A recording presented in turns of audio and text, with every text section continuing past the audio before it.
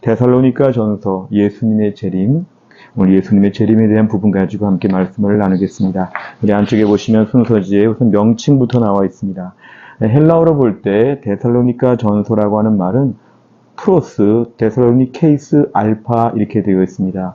프로스라는 말은 투라고 하는 말이고요. 알파는 이제 알파, 베타, 감마에서 1, 2, 3 이런 식으로 쓰여지는 알파벳 순서 중에 제일 첫 번째입니다. 뜻은 데살로니가인들에게 보내는 첫 번째 글, 뭐 이런 뜻입니다.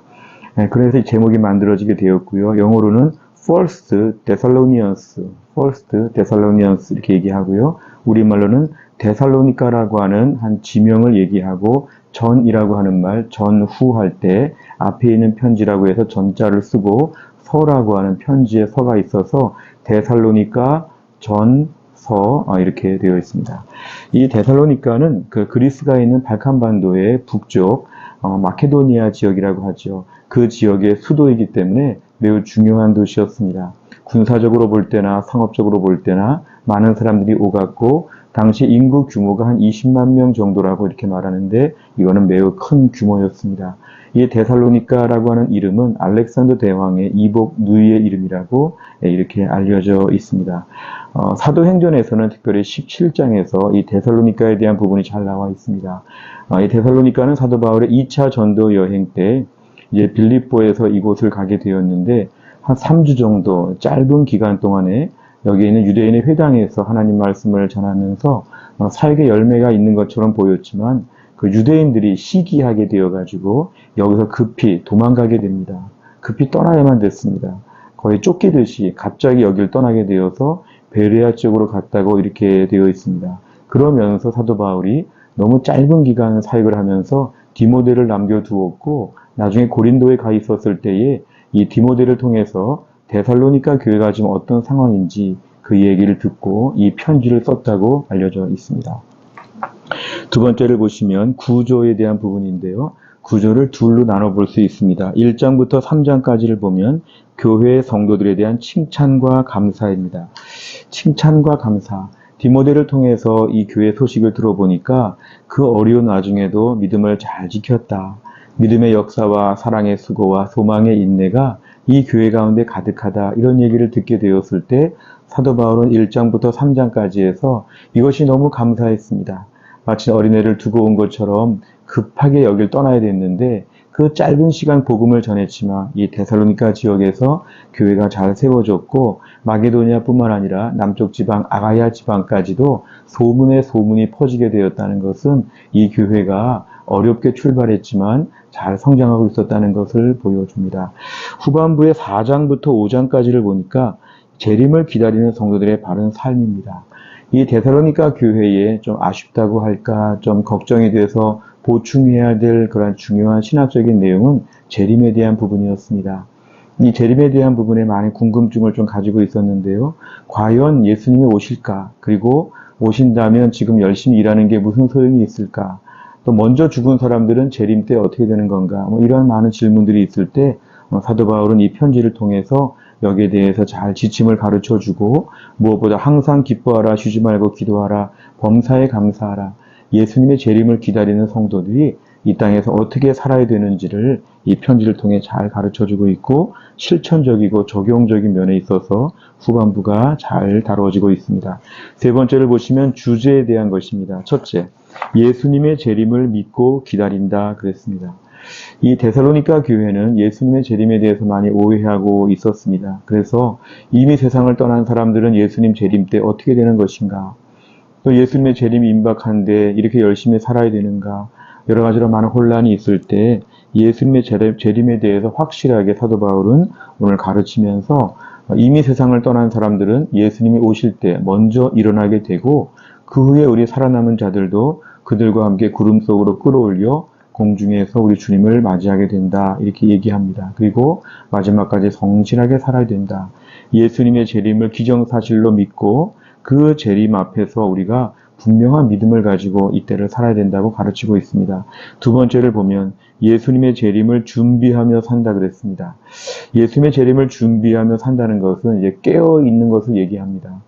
마치 우리 주님이 오신다고 하면 매일 잠자고 있을 수가 없는 것이죠. 우리가 오늘도 눈을 뜨고 신앙적으로 각성하여서 하나님 앞에 분명하게 믿음 생활을 해야 되는데 예수님의 재림을 기다린다는 말은 예수님이 오실 때 눈 뜨고 기다리고 좋은 모습으로 예수님을 맞이한다는 그런 뜻입니다.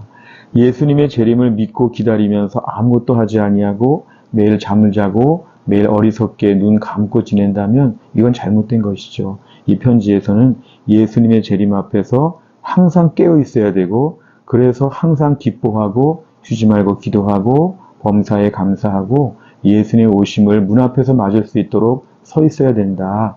슬기로운 다섯 처녀와 같이 우리가 오늘도 열심히 기다리면서 깨어 있어야 된다. 이런 얘기를 가르치고 있습니다. 마지막 셋째는 어린 신앙은 양육이 필요하다 그랬습니다. 오늘 데살로니가 교회의 특징은 사도 바울이 너무 짧게 있다가 금방 떠났기 때문에 여러 가지로 미성숙하고 부족한 부분이 많이 있었습니다. 사도 바울은 디모데를 통해서 일단 남겨두면서 이들을 좀 살펴보도록 했지만 궁극적으로 오늘 다시 편지를 보내면서 이들의 믿음이 온전해지기를 가르치고 있습니다. 이 데살로니가 교회는 어린 신앙을 갖고 있었기 때문에 여기 방치할 수가 없다는 것입니다. 하나님 말씀을 오늘 재림에 대한 게 지금 중심 주제이지만 재림뿐만 아니라 전반적으로 계속 가르쳐야 됐습니다. 어찌 보면 신앙은 항상 어린 신앙이 있고 장성한 분량의 믿음이 있는데 어린 신앙은 양육을 빨리 받는 것이 필요하고 신앙은 성장해야 된다는 부분이 오늘 편지의 배경입니다. 네 번째를 보시면 적용입니다. 적용은 첫째, 오늘도 예수님의 재림을 소망한다 그랬습니다. 예수님의 재림을 오늘도 기다리는 것이 현실적인 적용의 첫 번째입니다. 우리는 이 땅이 점점 좋아질 것이라고 생각하고 여기에 많은 걸 투자하고 기대하고 희노애락을 다 여기서 보내려고 하는데 이 내용을 가만히 보다 보면은 우리도 이 데살로니가 교회 성도들처럼 예수님의 재림에 대해서 기다리며 살아야 됩니다.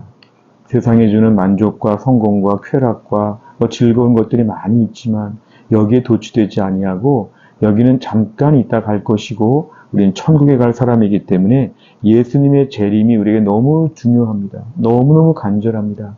예수님의 재림, 천국에 대해서 우리가 항상 관심을 가지고 마음을 두고 있어야 된다. 이 부분을 강조하고 있습니다. 기도할 때, 교회 생활할 때, 예배를 드릴 때 매일 말씀을 보면서 예수님 어서 오시옵소서, 아멘 주 예수여 어서 오시옵소서 이런 간절하고 절박한 내세 신앙, 천국 믿음이 우리에게 회복되어야 됩니다. 두 번째는 영적으로 느슨하지 않도록 긴장한다 그랬습니다. 우리가 오늘 천국을 바라보고 기대하면 이 땅에서 너무 빨리 느슨해질 수가 없습니다. 설령 무슨 일이 잘 될 수 있고 칭찬도 받을 수 있고 성공도 있고 열매도 있고 기쁨도 있을 수 있지만 이 땅에서는 예수님 오실 때까지 여전히 긴장해야 됩니다. 일정한 텐션이 필요합니다. 너무너무 쉽게 신앙생활 할 것처럼 만만치 않습니다. 우리 도처에 악한 사탄이 있다고 했고 우는 사자와 같이 으르렁거리면서 돌아다닌다고 했습니다. 오늘도 우리가 깨어서 하나님 나라를 바라볼 수 있어야 됩니다. 이 말세지마를 맞이하여서 정신 똑바로 차리고 교회 나와야 되고 정신 똑바로 차리고 예배해야 되고 정신 똑바로 차리고 우리가 천국 바라보는 믿음의 사람으로 정위치할 수 있도록 우리의 믿음을 돌아봐야 합니다. 자꾸만 느슨해지도록 졸렵도록 풀어지도록 만드는 모든 것을 극복하고 허리띠를 졸라매고 믿음의 열심을 다해야죠. 세 번째, 영적으로 성장하는 일에 힘써야 된다 그랬습니다. 우리가 오늘 영적으로 성장한다는 것 참 중요합니다. 성장해야 됩니다. 신앙생활은 예수님 우리를 성장하지 않아도 사랑하시지만 그 사랑만 생각해서 평생 2살, 3살 수준으로 평생을 살아갈 수 없습니다. 우리 신앙은 반드시 성장해야 됩니다. 어떻게 해야 예배를 잘 드리는지, 어떻게 해야 기도를 더 깊이 할 수 있는지, 어떻게 해야 더 말씀에 대해서 엎드릴 수 있는지, 어떻게 해야 신앙 인격이 달라지는지 여러 면에서 우리가 성장해야 되죠. 어떤 교리적인 부분에 있어서도 예수님의 재림에 대한 부분도 더 많이 알아야 되고 묵상해야 되고 끊임없이 하나님 앞에서 말씀으로 우리가 앞으로 나아가야 합니다. 이런 면에 있어서 우리 점점 영적 실력이 높아지는 게 필요하죠. 데살로니가 교회가 비록 어린아이 같은 마치 인큐베이터 안에 있는 그러한 미숙아처럼 보였지만 오늘 말씀을 듣고 성장하는 것처럼 우리 신앙생활도 지금 매우 부족한 면이지만 어서 은혜 받고 어서 훈련받아 성장할 수 있도록 우리가 매일 기도하고 목표를 조금 높게 둘 수 있도록 항상 기도하는 게 필요합니다.